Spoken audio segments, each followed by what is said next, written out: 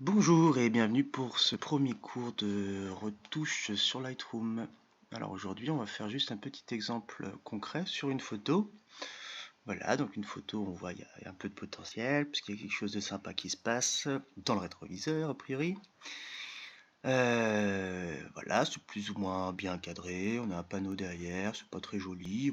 Je pourrais essayer de l'enlever, c'est pas dans mon habitude d'enlever des éléments, je fais généralement du traitement et pas de la retouche. Alors, donc on voit que dans le rétroviseur, on a nos amoureux. Et le problème, c'est que nos amoureux, ils sont dans la voiture. Donc forcément, dans la voiture, il y a moins de lumière qu'à l'extérieur. Donc c'est quelque chose qu'on va essayer de changer. Voilà, donc on était dans le module Library. Bibliothèque en français, dans la version française de Lightroom. Développe, c'est développement. Bref, c'est simple. La bibliothèque, c'est là où on a tous les fichiers. Et développement, c'est là où on va développer la photo. Donc c'est bien du développement et pas de la retouche. Après on peut faire un petit peu de retouche locale, d'ailleurs je vais commencer par ça. Donc ça c'est la petite brosse pour la retouche locale. C'est un peu comme en argentique quand justement vous aviez votre petit pinceau pour de la retouche locale. Là on voit qu'on a augmenté de plus 1 l'exposition, c'était réglé à plus 1. Donc là je vais pouvoir jouer. Bon, au début on va justement récupérer l'exposition pour qu'on soit à peu près à la même exposition que l'arrière-plan. Le but quand même du traitement photo, c'est de rester dans quelque chose qui reste naturel. C'est pas de faire quelque chose d'extraordinaire, sauf si c'est votre but sur des paysages avec des couleurs flamboyantes. Bref, donc voilà, là on a fait une première étape, on ira après retoucher ce point-là. Après, on a notre température de couleur, notre teinte, donc plus vert ou plus rose, notre exposition, le contraste, highlights, c'est les hautes lumières. Voilà, on voit que le ciel est à peu près revenu. Shadow, c'est les ombres. Là justement, on voit que nos mariés sont pas mal concernés. Pour l'instant, on va laisser à peu près tout au milieu. White, c'est les blancs. Black, c'est les noirs. La clarté, donc ça, c'est ce qui va donner un effet un petit peu 3D. Voilà, bon après, faut voir que c'est aussi des curseurs et que c'est des algorithmes et que derrière, ça a une fonction qui est parfois difficile à mettre en mots. Mais quand on a l'habitude d'utiliser Lightroom, on sait à peu près la différence entre chaque curseur. Mais c'est une différence qu'on connaît visuellement au bout d'un moment, quoi. Et ça change un petit peu d'un logiciel de traitement à un autre. On a quand même, bon, sauf sur l'exposition, où normalement c'est des fonctions très basiques. Sinon ça change un petit peu. Bon, la vibrance, voilà, c'est un peu comme la saturation, mais pas exactement la saturation. Bon, la saturation, vous connaissez, voilà. Après, on a notre courbe des contrastes. Donc, si vous savez lire un histogramme, à gauche, on a tout ce qui est, enfin, on a les noirs, quoi, tout ce qui est sombre, et à droite, tout ce qui est clair. Quand on est ici, on voit on a 0%, là c'est complètement noir, et là c'est complètement blanc. Et toutes les valeurs intermédiaires, c'est justement les valeurs intermédiaires, c'est tout. Là, on voit qu'il y a un pic, un peu, on voit l'histogramme en haut aussi.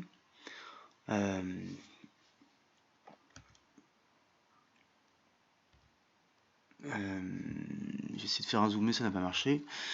On voit le pic dans la partie claire de l'image, donc c'est a priori il y a un gros pic. C'est soit le ciel, ça peut être soit la route, ou soit aussi tout le capot là, qui est très clair. Voilà, c'est ce qu'on va retrouver dans le gros pic là. À mon avis, c'est plutôt le capot et le ciel, et la route qui est un peu plus, qui est moins blanche en fait, qui est plus grisée, un peu plus sombre finalement. C'est ce pic là, à mon avis. Donc voilà. Donc là, en fait, vous donnez une correspondance aux valeurs sur cette courbe. Donc forcément, si je faisais ça, ça signifie, vous voyez le trait, que cette valeur-là, ici, donc je ne sais pas exactement à quoi ça correspond dans l'image, mais ça correspond à des valeurs de luminosité, et ben on les réaugmente. Donc on arrive là, alors qu'avant on était plus bas. Donc pareil, si justement je veux viser vraiment juste les hautes lumières, je peux faire ça par exemple. Et on voit que les hautes lumières sont augmentées beaucoup plus que le reste. Mais bon, j'augmente tout la courbe. Après, si je veux que le reste n'augmente pratiquement pas, je vais faire comme ça. Là, on voit que les noirs, justement ici, vont être beaucoup plus sombres. Voilà. Bon, on va essayer de faire une retouche à peu près potable, si j'arrive à remettre cette courbe bien.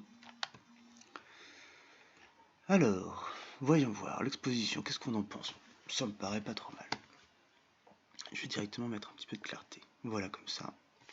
Moi, j'ai une image qui me satisfait déjà pas trop mal, là. Voilà. Après, on peut voir un peu ce qu'on peut faire ici.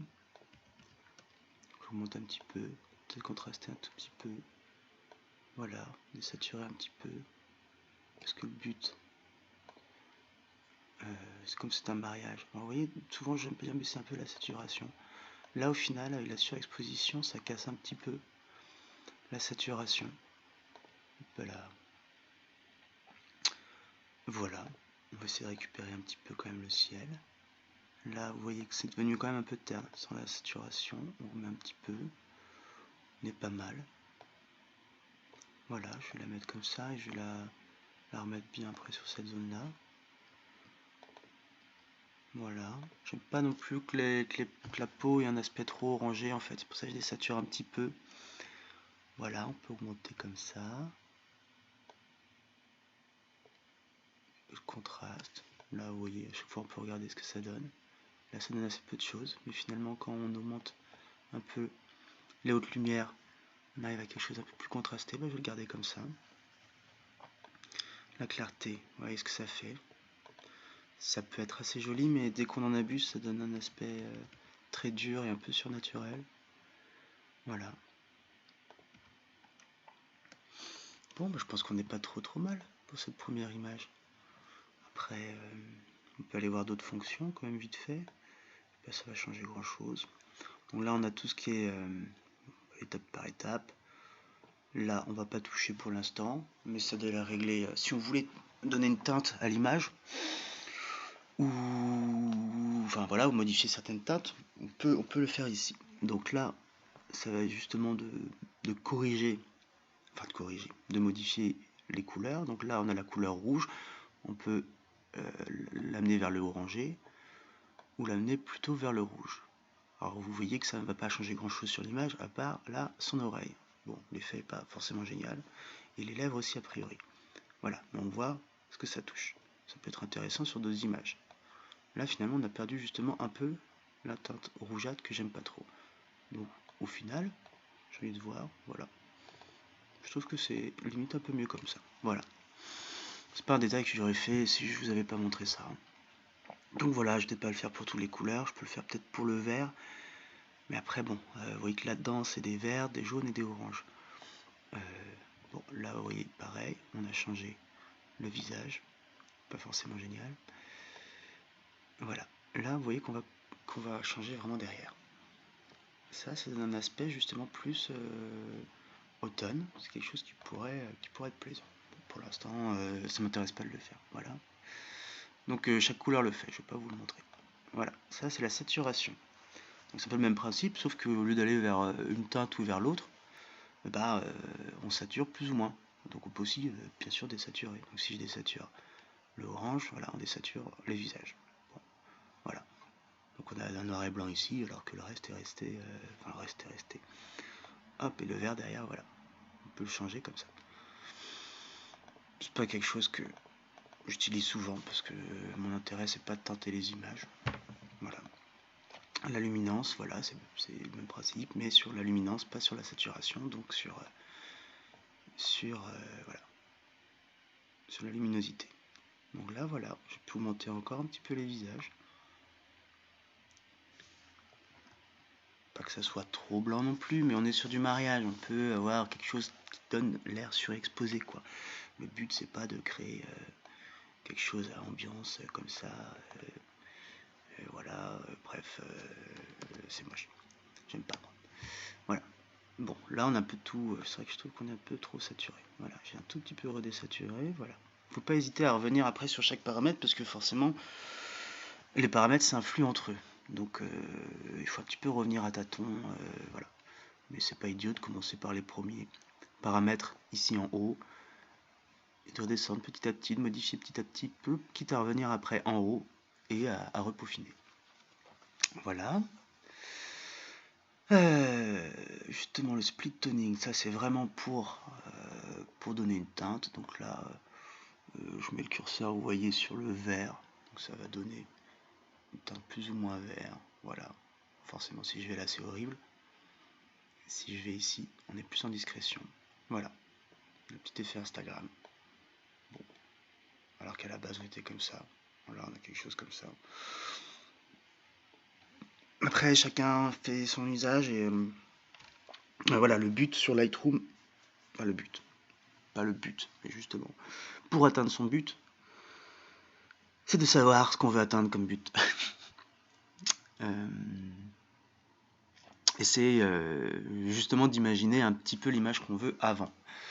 Là, pourquoi j'ai mis une teinte verte, enfin pourquoi je vous ai montré une teinte verte, parce que l'image a des dominantes vertes et bleues. Voilà. Donc, on sait qu'on peut s'orienter vers ça et qu'on peut avoir un résultat assez sympa. Voilà. Pareil, là j'ai renforcé un peu du bleu. Donc là, on est toujours sur les highlights. Donc le vert, c'est sur les couleurs, sur les valeurs claires de l'image. Tandis que le bleu, il est sur les shadows. Donc les shadows, bah, c'est les ombres, donc tout ce qui est sombre. Voilà.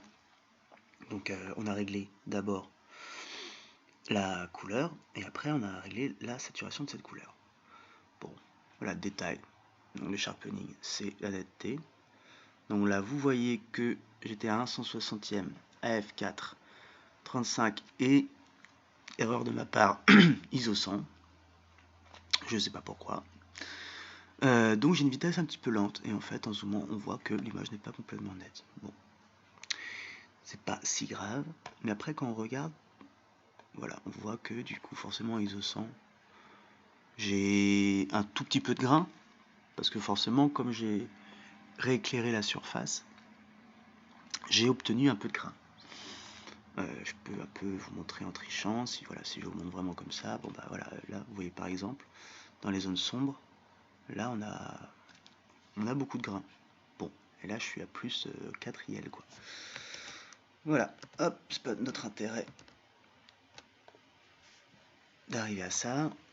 Voilà, donc on a notre image. Là qu'on a du coup la noise reduction, donc c'est la réduction du bruit, c'est ça que je voulais vous montrer quand on a du bruit, et voilà, pop, et ben on lisse. Voilà, là j'ai mis à fond, donc vous voyez ça lisse extrêmement. Donc ça va se voir sur l'image en globalité, et ce n'est pas l'intérêt. Voilà, je peux laisser un tout petit peu. Ça après, de paramètres qui sont un peu plus durs à appréhender, c'est justement sur la façon de réduire le bruit. Bon, je pense que le mieux c'est d'essayer et de voir ce qu'on préfère. Après on a les corrections de lentilles, j'allais dire, oui ça marche, correction de l'objectif. Voilà, vous savez lire comme moi la distorsion. Je ne sais pas si vous savez ce que c'est la distorsion, c'est un peu l'effet fisheye. Voilà, hop, plus ou moins fisheye. Voilà. Vous voyez d'ailleurs que quand je fais ça, ils ont enlevé la zone là pour montrer. On voit que j'ai bien fait de la rééclairer quand même. Hop. Voilà. La distorsion, vous allez la voir en grand angle, avec des objectifs grand angle. Et également un petit peu à l'inverse, avec des téléobjectifs. Voilà. Là, j'ai un 35 mm. C'est a priori assez fidèle, donc j'ai pas besoin de m'embêter avec ça. Ça arrive aussi que le profil de votre objectif soit rentré dans Lightroom. Vous puissiez activer, je pense qu'on est... Voilà, on a les profils. Bon, je ne les ai pas importés, hein, pardon, je les utilise pas. Vous pouvez importer les profils de vos objectifs pour les corriger automatiquement. Après, on a là les effets de distorsion. D'ailleurs, en manuel, donc on avait là le vignettage. Donc, si vous avez un objectif à grande ouverture et que vous avez photographié à pleine ouverture, vous savez que vous avez souvent du vignettage, donc vous pouvez le corriger ici. Donc ça, c'est vraiment un effet, on va dire, réaliste, quoi. Là, on voit sur les côtés, voilà. C'est fait, disons, pour corriger vraiment un vrai vignettage.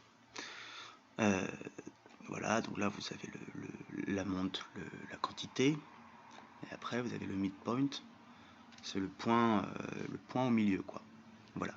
On va imaginer que ce soit un cercle par rapport à un point au milieu, donc ce cercle c'est plus ou moins grand avec le midpoint, et après la quantité c'est le monte. On a ce même effet là, justement en effet. C'est-à-dire que là c'est pas justement pour corriger, c'est normalement pour faire l'effet. Donc c'est à peu près le même principe, mais c'est pas complètement pareil non plus. Voilà, là on peut rajouter un effet, on aime ou on n'aime pas. Voilà, ça se tient, hein. Je trouve que c'est une belle image là. On était comme ça avant, donc un effet vraiment plus surexposé. Et du coup, là, on a un peu réduit la surexposition. On aurait pu aussi, justement, si on voulait réduire ça, le réduire là. Et après, du coup, encore augmenter nos mariés. Bon, là, vous voyez qu'on a quand même beaucoup triché, puisqu'on est à 2,20 d'intervalle de luminosité en plus. Pourtant, on est sur une image qui reste naturelle.